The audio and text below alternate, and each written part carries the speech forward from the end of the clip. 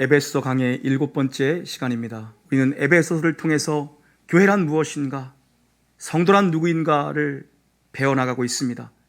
하늘의 신령한 복을 받은 자들이 교회라고 우리는 말씀을 나눴습니다. 창세전에 그리스도 예수 안에서 선택된 자들, 때가 이름에 성육신하신 그리스도께서 우리의 모든 죄를 담당하시고 십자가에서 속량하신 자들, 그리고 약속하신 그 성령을 보내사 성령이 우리에게 오셔서 이 하나님의 선택과 이 예수 그리스도 그분의 구속사역, 이 모든 것에 대해 우리에게 확증의 인을 침을 받은 자들, 그들이 교회라고 말씀드렸습니다. 그래서 우리는 흠도 없고 티도 없는 하나님의 교회로, 하나님의 거룩한 소유, 하나님의 거룩한 백성들, 우리는 그 하나님의 거룩한 자녀가 되어서 내가 하나님의 거룩한 자녀가 되었다, 내가 하나님의 거룩한 소유가 되었다는 것을 우리는 확증하며 우리를 창조하신 목적이요 우리를 지으신 목적대로 우리가 살아가도록 부름받은 것이 교회라고 말씀드렸습니다. 우리의 존재의 목적, 우리가 창조된 목적, 우리를 구원하신 목적은 무엇입니까? 하나님을 마음껏 찬송하고 영원토록 그분을 즐거워하며 그분 안에서 참 만족과 참 기쁨과 참 행복을 누리는 것, 그것이 바로 교회의 모습이라고 바울 사도는 에베소서를 통해서 우리에게 알려주고 있습니다. 우리의 존재 목적은 하나님을 영화롭게 하는 것, 영원토록 그분을 즐거워하는 것입니다. 우리가 무엇이기에, 우리가 뭐라고, 우리가 어떻게 감히 하나님을 영화롭게 할 수 있겠습니까? 우리가 어떻게 하나님께 영광을 돌릴 수 있겠습니까? 우리가 뭐라고? 그런데 하나님은 우리가 하나님을 마음껏 찬송하고 그분으로 인하여 즐거워하고 기뻐할 때에 하나님은 영광을 받으시겠다라고 말씀하십니다. 하나님을 찬송하는 것, 그것이 바로 교회의 모습입니다. 내일부터 한 주간 특별 새벽기도 마지막 주간을 우리가 보냅니다. 광고 드린 대로 여러분, 마지막 주간에는요 우리 온 성도님들 함께 가정에서도 좋을 것 같습니다. 되도록이면 교회 나오시면 더욱더 좋고요.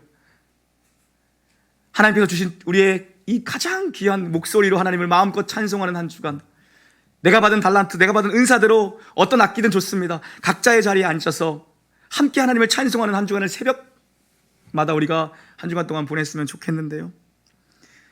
더욱더 연말이 기대됩니다. 여러분, 교회의 모습은 하나님을 찬송하는 모습입니다. 연말이 더욱더 기대되는 것은 추수감사주일에도 찬송하고, 또 성탄절에도 주님을 찬송하고, 송구영신 예배 또 주님을 찬송하고, 주님을 마음껏 찬송할 생각하니까 너무나도 마음이 뜨겁고 기뻐집니다. 지난주일에도 우리 설립기념일, 특별히 또 우리 오후에 우리 찬양사역자 김인식 목사님 모시고 우리 찬양 간증 집회를 가졌는데 얼마나 뜨겁고 감사한 시간이었는지 몰라요. 그 이후로 저희 집에서는 계속 그 목사님 찬양만 계속 나오는 거예요. 들어갈 때마다. 그러면서 계속 얘기하는 거예요. 목소리 너무 좋다, 은혜롭다. 맨날 당신 목소리만 듣다가 너무 은혜롭다. 여러분, 우리도 좀 달달해야 되는데 달달함이 없어갖고, 여러분, 찬송 가운데 하늘문이 열리는 놀라운 경험하기를 주의 이름으로 축원합니다. 오늘 사도 바울이요 이 복을 받은, 신령한 복을 받은 교회를 위해서 기도합니다. 살펴봤듯이 1절과 2절은 사도 바울의 문안 인사이면서 또한 하나님의 뜻으로 부름받은 교회의 정체성에 대해서 우리는 하나님의 뜻으로 부름받았다, 그 정체성을 1절과 2절에서 얘기했고요. 3절부터 14절까지는 몇 주간에 걸쳐 살펴봤다시피 사도 바울의 찬송입니다. 헬라어 한 문장입니다. 202개의 단어 한 문장으로 구성된 이 3절부터 14절까지는 뭡니까? 성삼위 하나님께서 행하신 구속사역에 대한 놀라운 찬송이었습니다. 그리고 이어지는 15절부터 마지막 1장의 마지막 23절까지는 무슨 내용이냐면 헬라어는 한 문장입니다. 긴 문장인데 한 문장입니다. 뭡니까? 사도 바울의 기도입니다. 기도, 막힘없는 기도, 정말 무엇도 막을 수 없는 가슴 깊은 곳에서 터져나오는 마침표가 없는 기도를 하나님께 올려드리는 것이 15절부터의 내용입니다. 2주 전에 우리가 15, 16절을 살펴봤고요. 오늘은 17절을 중심으로 나누기를 원하는데요. 바울 사도는 지금 감옥에 있습니다. 감옥에 있어요. 성도들을 향해서 물리적으로 그가 할 수 있는 일 아무것도 없습니다. 감옥에 있는 사람이 뭘 할 수 있겠습니까? 그러나 가장 위대한 일, 가장 큰 일, 가장 아름답고 복된 일을 지금 사도 바울은 감옥 안에서 하고 있습니다. 뭡니까? 주 예수 그리스도의 이름으로 성령의 감동하심을 받아 하나님 보좌 앞에 성도들의 이름을 올려드리고 있는 것입니다. 왜 기도하는 겁니까, 우리가? 왜 중보 기도합니까? 어떻게 남을 위해서 기도할 수 있습니까? 왜 모든 성도를 위해서 우리가 기도할 수 있습니까? 여러분, 사랑하기 때문에 기도할 수 있는 것입니다. 최고의 사랑의 표현은 기도입니다, 여러분. 기도하는 사람만이 진정으로 누군가를 사랑할 수 있습니다. 진정으로 사랑하기 때문에 여러분 누군가를 위해 기도할 수 있는 겁니다. 내 사랑이, 교회를 향한 내 사랑이 진짜인지 아닌지 여러분 확인하는 시금석을 알려드렸죠. 뭐였습니까? 모든 성도를 위해 기도한다면 내 사랑이 진짜입니다. 특별한, 나랑 가까운, 나에게 잘해주는 어떤 그런 자만이 아니라 모든 성도를 위해 여러분이 기도할 수 있다면 여러분의 사랑은 진짜입니다. 교회를 향한, 주님의 몸인 교회를 향한 여러분의 사랑은 그게 진짜입니다. 여러분, 진정으로 사랑하기 때문에 누군가를 위해 기도할 수 있는 겁니다. 내가 그를 위해 계속 기도하다 보면, 어떤 형제, 어떤 자매를 위해서 계속 기도하다 보면 깨닫게 하시는 게 있습니다. 뭡니까? 내가 그를 위해 돕는다라고 얘기하지만 내가 할 수 있는 일은 아무것도 없구나라는 걸 보게 하십니다. 그게 중보기도의 힘입니다, 여러분. 하나님이 그 안에서 역사하셔야 되고 하나님이 그를 도와주셔야 되는구나. 내가 그를 돕는다고 했지만 내가 도울 수 있는 건 없구나. 하나님이 그를 도와주시고 하나님이 그를 돌봐주셔야 되는구나. 그 자리로 우리를 인도합니다. 그래서 어떤 성도를 위해서 지속적으로 기도하다 보면 정말 하나님께 기도하기에 힘쓰게 되고 기도하기에 매달리게 되죠. 그게 중보기도의 파워입니다. 여러분, 사도 바울이 에베소 교회, 에베소의 성도들, 하나님의 능력으로 본인이 개척한 그 에베소의 성도들에게 지금 직접 가지 못하지만 바울에서 그들을, 감옥에서 그들을 위해 기도합니다. 사랑하기 때문에 기도합니다. 그러면 여러분, 어떤 기도를 하는가, 무엇을 기도하는가, 에베소 교회를 위해 함께 살펴보기를 원합니다. 17절 함께 읽습니다. 시작.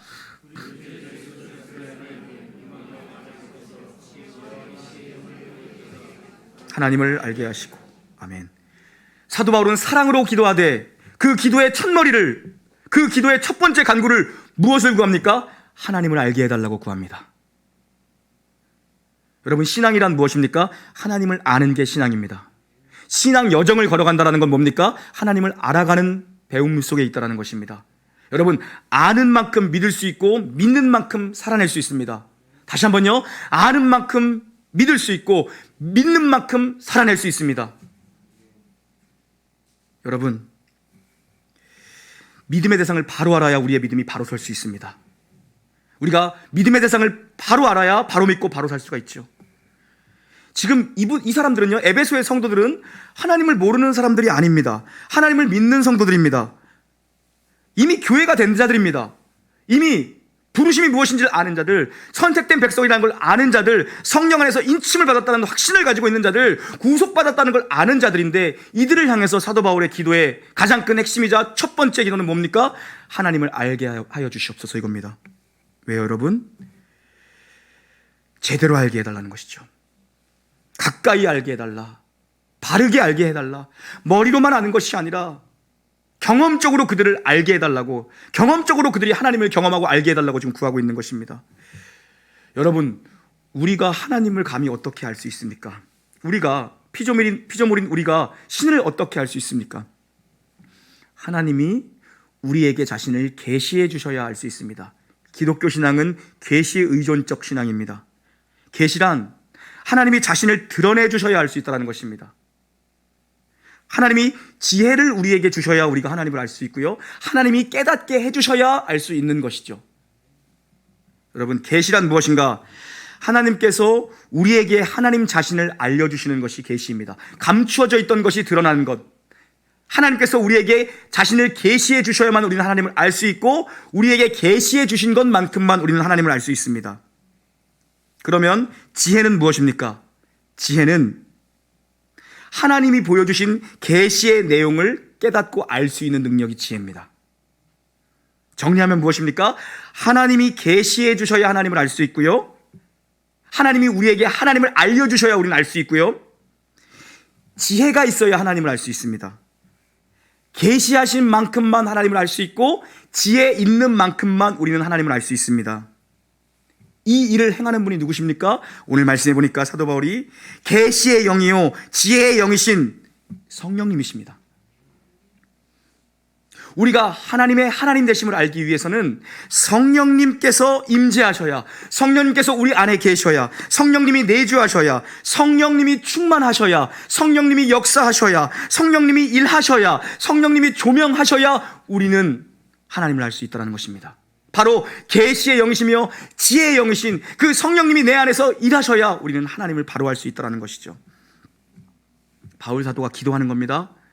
어떤 능력을 구하는 것도, 어떤 은사를 구하는 것도, 어떠한 열매를 구하는 것도 아닙니다. 하나님 자신을 구합니다. 성령님 내 안에 임하여 주십시오. 성령님 내 안에 충만케 역사하여 주십시오. 하나님 자신을 구하는 기도입니다. 여러분, 오늘 기도 속에서 바울 사도가 알고 있는 하나님은 누구인가 보니까 예수 그리스도의 아버지입니다. 예수 그리스도의 아버지, 그분은 영광의 하나님입니다. 이것이 바울 사도가 알고 있는 하나님에 대한 진술입니다. 그분은 예수 그리스도의 아버지신 영광의 하나님이시다. 그 하나님을 에베소 성도들이 알게 하여 주시옵소서. 성령님, 이렇게 기도하고 있는 거죠. 하나님 안다는 건 머리로 아는 게 아닙니다. 인격적이고 친밀한 관계로서 하나님을 아느냐는 겁니다. 하나님과의 교통이 있고 교감이 있고 교제가 있고 동반이 있고 친밀함이 있고 삶을 나누는 알아감이 있냐는 것이죠.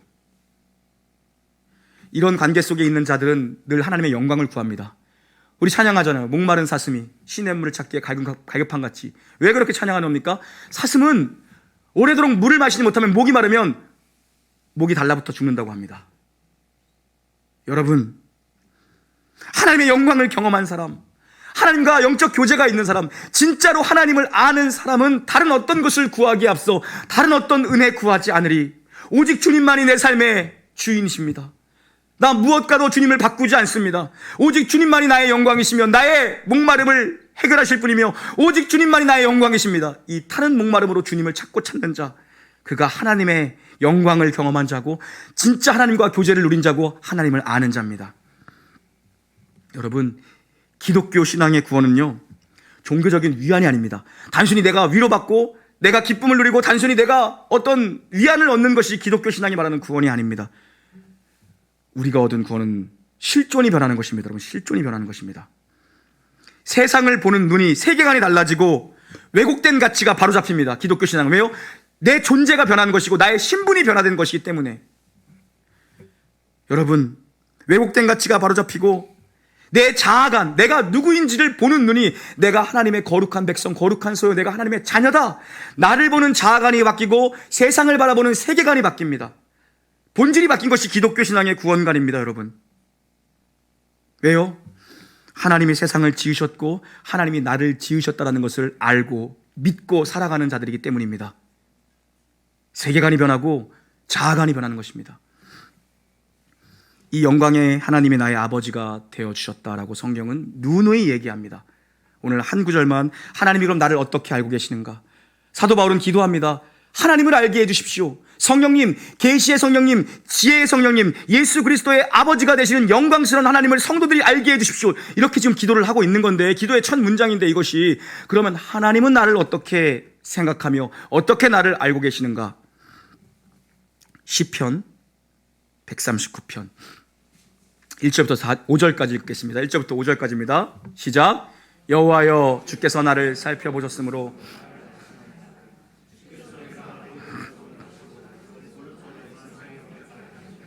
나의 모든 길과 내가 눕는 것을 살펴보셨으므로 나의 모든 행위를 익히 하시오니 주께서 나의 아멘. 하나님은 우리를 어떻게 알고 계십니까? 머리털까지 세신바되어 나를 안다고 말씀하십니다. 침 삼킬 동안에도 나를 그냥 내버려 두지 아니하시는 분이 우리 하나님이십니다. 나 바닥 끝에 거할지라도 거기서 능력의 오른손으로 나를 붙드시는 분이 하나님이십니다. 내가 앉고 내가 일어서는 것을 아시는 분이 하나님이라고 말씀하십니다. 여러분, 내 인생이 황폐한 것 같고 내 인생이 어쩌다 이렇게 되었는가라는 허무함이 밀려올 때가 때로는 있죠. 정말 원치 않는 광야에 덩그러니 홀로 남겨져 있는 것 같은 그런 공허함이 밀려올 때가 있고, 내가 이 어려움을 잘 이겨낼 수 있을까 하는 의구심이 찾아올 때가 있습니다. 상처에 상처를 받아서 상처가 아무를 날이 없는 것 같은 그런 날도 있습니다. 그때 우리에게 필요한 기도가 이것입니다. 그런 어려움을 통과하고 있는 지체가 있다면 그때 필요한 기도가 이것입니다. 하나님, 저들로 하여금 하나님을 알게 해주십시오. 여러분, 이 모든 걸 통해서도 하나님의 마음, 하나님의 뜻, 그것을 아는 것이 무엇입니까? 그것이 지혜입니다. 지혜. 내가 처해져 있는 모든 상황과 환경 속에서 하나님의 마음과 하나님의 뜻과 하나님의 계획하심을 알 수 있는 것이 무엇입니까? 그게 하나님이 우리에게 주신 계시의 성령, 지혜의 성령님이 우리 안에서 주시는 지혜입니다. 우리 안에 그분께서, 성령님께서 충만히 임하실 때 우리는 내 인생을 향한 하나님의 마음을 알 수 있고요, 뜻을 알 수 있고요, 계획을 볼 수 있고요, 하나님의 관점으로 내 인생을 해석할 수 있는 분별력과 통찰력이 생깁니다. 세상 살아가면서 모두가 인간의 잣대로, 인간의 시선, 사람의 관점, 그런 것들로 모두가 평가하고 살아갑니다. 그러나 성도 여러분, 하나님이 주신 계시의 영, 지혜의 영이신 하나님이 주신 관점으로 세상을 바라보고 내가 경험하고 있는 이 시간들을 해석할 수 있는 것, 그것이 지혜고 그것이 하나님이 주신, 우리에게 주신 능력입니다. 오늘 우리 자녀들이 세례를 받습니다. 3명의 우리 청소년들과 또 1명의 우리 영아가 유아 세례를 받습니다. 우리 모두가 자식들을 키우며 살아갑니다. 우리 성도님들은 목사인 저보다 대부분이 연배가 위시기 때문에 저보다 10년, 또 많게는 20년 먼저 아이들을 키우며 시간들을 지나가고 계실 겁니다. 뿐만 아니라 우리의 인생을 10년, 20년을 앞서서 살아가셨습니다. 여러분, 세상의 지식이 아니라 하나님을 먼저 아는 자녀들 되기를 주님의 이름으로 축원합니다. 그리고 우리 자신이 먼저 세상의 지식이 아니라 하나님이 주시는 하나님을 아는 지혜로 충만해지기를 간절히 축원합니다. 우리 친구들 공부를 많이 하기 전에 하나님을 더 깊이 만날 수 있게 되기를 하나님이 축원합니다. 들었지? 그래요. 여러분, 지금이야 이 친구들이 엄마 아빠 손에, 엄마 아빠 말에 의해서 교회에 오는 친구들도 상당 부분 많을 겁니다. 그러나 이 친구들이 지금 하나님을 아는 지혜가 지금 이들의 마음에 자리 잡지 않으면 자기를 주장할 나이가 되면 모두가 교회와 멀어질 것입니다. 자기의 주장을 내세울 수 있는 나이가 되면 점점 교회와 멀어질 겁니다. 왜요? 하나님을 알아야 될 때 하나님을 알지 못한 채 그냥 지나갔다면, 하나님을 느껴야 될 때, 하나님을 배워야 될 때, 하나님을 인식해야 될 때 그 시기를 그냥 지나가면, 자기가 자기의 주장을 내세울 수 있는 나이가 되면, 자기의 고집을 꺾지 못할 나이가 되면 점점 교회와 멀어질 것입니다. 사랑하는 성도 여러분, 우리 놀라운 교회 공동체가 시간이 지나가면 지나갈수록 한 해 한 해 해를 거듭하면 거듭할수록 더 마음을 다해서 하나님을 알고 싶어하는 성도님들로 가득 차기를 주님의 이름으로 축원합니다. 우리뿐만 아니라 우리의 다음의 세대들이, 우리 모두가 정말, 이번 주는 수능이죠 여러분. 목요일은 수학능력 고사가 있는 날입니다. 우리 교회도 6명의 수험생들이 있습니다. 위에서 기도하시되 먼저 오늘 배운 기도처럼 하나님, 그들이 하나님을 알게 하여 주시옵소서. 그 기도가 먼저 선행되기를 주의 이름으로 축원합니다. 여러분, 우리가 우리 모두에게 한번 자문자답해야 될 때를 지나가고 있습니다. 세월은 빨리 가고 세상은 점점 어려워집니다. 악해집니다. 하나님이 인간 지으신 것을 후회하실 때와 같이 세상은 너무너무 무서워집니다. 우리가 우리와 우리의 자녀들을 어떻게 양육하고 있는지, 하나님을 알아가는 일에 우리가 힘을 쓰고 있는지, 아니면 세상이 모두 가는 길, 그 길에 우리도 동일하게 탑승하고 있는 것인지 한번 진지한 고민이 필요할 때입니다. 진지하게 물어보고 답해야 될 때입니다. 우리 놀라운 교회만큼은, 주께서 이 땅에 세우신 이 놀라운 교회만큼은 해를 거듭하면 거듭할수록 정말 하나님을 알고 싶어하는 성도님들로 풍성히 넘쳐나기를 주의 이름으로 축원합니다. 기도하겠습니다. 하나님 아버지, 하나님을 아는 지식을, 그 지혜를 저희들에게 주셔서 감사합니다. 오늘 주께서 우리에게 주신 이 말씀, 계시의 성령, 지혜의 성령, 그 성령님을 통하여서 영광의 하나님, 우리 주 예수 그리스도의 아버지가 되신 영광의 하나님을 저희가 더욱더 깊이 풍성히 넓게 온전히 알아갈 수 있도록 교회 위에 큰 은혜를 허락하여 주시옵소서. 하나님, 교회가 한 해 한 해 시간이 흘러갈수록, 시간이 쌓여갈수록 하나님을 아는 진실한 지혜로, 하나님을 아는 진실한 감사로, 하나님을 아는 진실한 고백들로 넘쳐나는 놀라운 교회가 되게 하여 주시옵소서. 오늘 사랑하는 자녀들이 세례를 받습니다. 하나님, 지금의 때에, 만날 만할 때에, 찾을 만할 때에 하나님을 찾고 만나는 사랑하는 아들, 딸들 되게 하여 주시옵소서. 감사드리며 우리 구주 예수님의 이름으로 기도 올리옵나이다. 아멘.